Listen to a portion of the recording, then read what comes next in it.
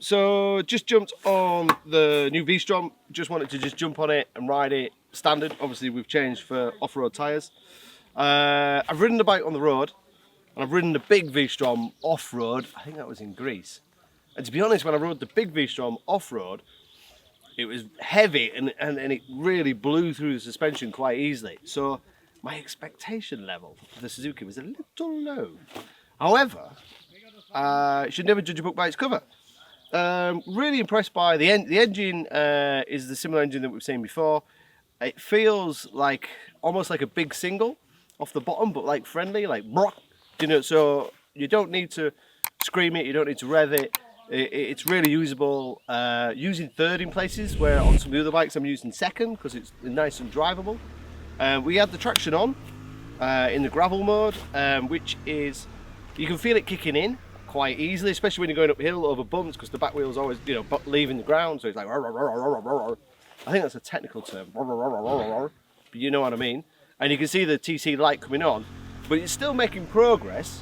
And I think for less experienced riders, it's reassuring because you can feel it there, and it'll slide a little bit, but not much. And there's no IMU, there's no lean sensitive anything. It's just doing wheel speed. So when the back wheel does a different speed to the front wheel, then it kicks in. The riding position actually feels quite natural. The bar position is really good actually. The tank feels like the tank's further forward, so I've got like movement to come forward and backwards. It's just on the back section there's like some nice undulations. If you mistime the undulation and you kind of launch off one and dip into the next one on the downstroke of the suspension, the fork's kind of like bang!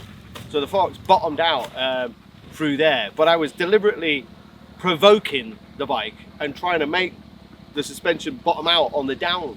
But that's what we're here to do. We're here to test the suspension and see how it feels. So next is we will play with the ABS. The ABS was on both front and rear, and you can feel it working again. It's quite reassuring. It's not too intrusive for just a steady ride on a gravelly road, which is what most people will do. But we'll play with the ABS, see what we can change with that. We'll turn the traction off, we'll play with that, and yeah, we'll just try a few little things. In the slow speed stuff, actually, I was impressed as well. It feels, I wouldn't say weighty.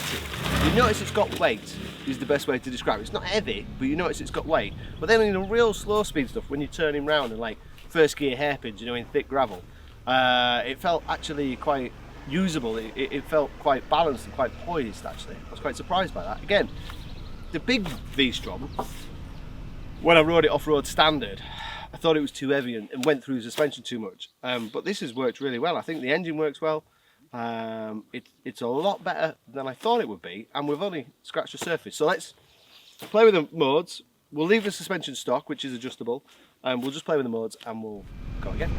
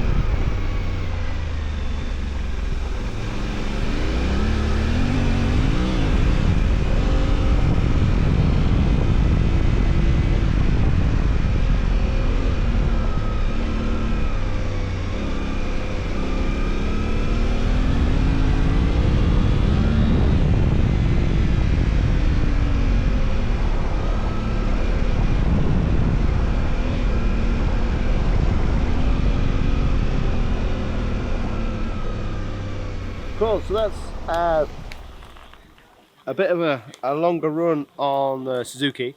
Turn the traction off, turn the ABS off the rear, so we've still got ABS on the front, and put it in the power mode A, which is the most aggressive.